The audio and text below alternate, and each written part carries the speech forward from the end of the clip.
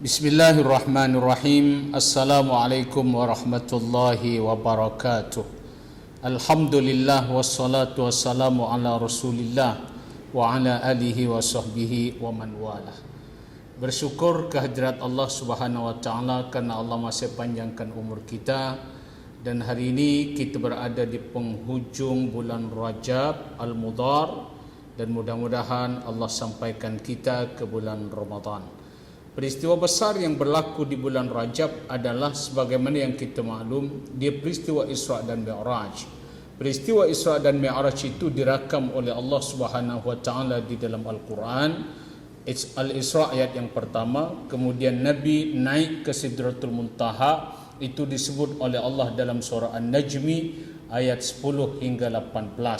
Jadi jelas kepada kita bahawa peristiwa agung, peristiwa yang luar biasa, peristiwa yang dianggap sebagai salah satu mukjizat kepada Nabi kita Muhammad sallallahu alaihi wasallam adalah peristiwa agung yang benar-benar berlaku kepada Nabi, tetapi dia berlaku dengan kehendak Allah.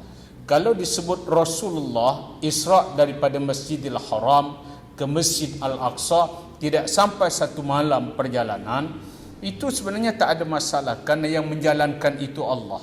Kalau kita faham bahasa berjalan dengan dijalankan, kalau ada seekor semut yang berjalan, tentu jalannya lambat. Tetapi apabila disebut dijalankan, maka contoh dari semarahan pergi kucing, kita boleh bayang kalau semut sendiri berjalan, mungkin makan masa berbulan atau bahkan mungkin bertahun-tahun. Tetapi apabila disebut dijalankan, maka boleh jadi 1 jam akan sampai ke kucing. Tapi bukan berjalan, tapi dijalankan.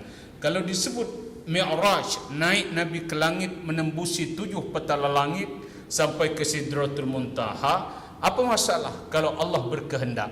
Kerana yang cipta bumi itu Allah, yang cipta langit itu Allah, yang cipta udara, dalam udara ini ada oksigen, semua ciptaan Allah.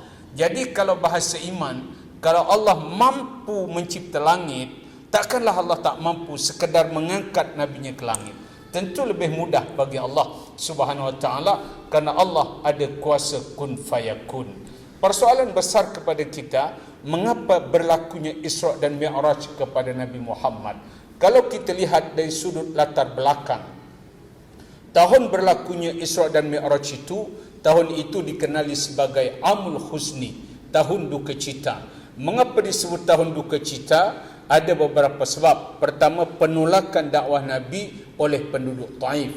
Yang kedua, wafatnya bapa saudara Nabi Abu Talib, dan wafatnya isteri Nabi tercinta Khadijah binti Khuwailid. Yang kita maklum, yang kita faham, Khadijah ini sumbangannya untuk agama Allah Subhanahu Wa Taala, sehingga habis seluruh harta Khadijah kerana digunakan untuk dakwah fi sabilillah. Maka Nabi begitu mencintai mereka, dan ketika mereka itu diwafatkan oleh Allah, maka menyebabkan Nabi itu bersedih. Maka tahun tersebut dinamakan tahun kesedihan.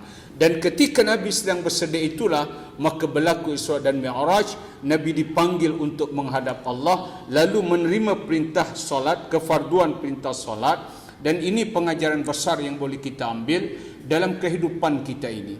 Kesedihan bagaimana, kesusahan yang bagaimana yang kita hadapi dalam kehidupan yang menyebabkan kita bersedih. Pernah tak kita mengadu dengan Allah? Pernah tak kita bermunajat kepada Allah? Sebab itu dalam kehidupan, kalau kita ada masalah, jangan ceritakan masalah kita dengan orang lain, kerana orang itu belum tentu boleh menyelesaikan masalah kita. Tetapi apabila kita mengadu kepada Allah, janji Allah dalam surah At-Talaq ayat 2, wa may yattaqillaha yaj'al lahu makhraja, sesiapa yang bertakwa kepada Allah, dan di antara sifat orang yang bertakwa itu, dia jaga hubungan dengan Allah melalui salat, melalui munajat, dia melalui doa, melalui wirid, zikir dan sebagainya.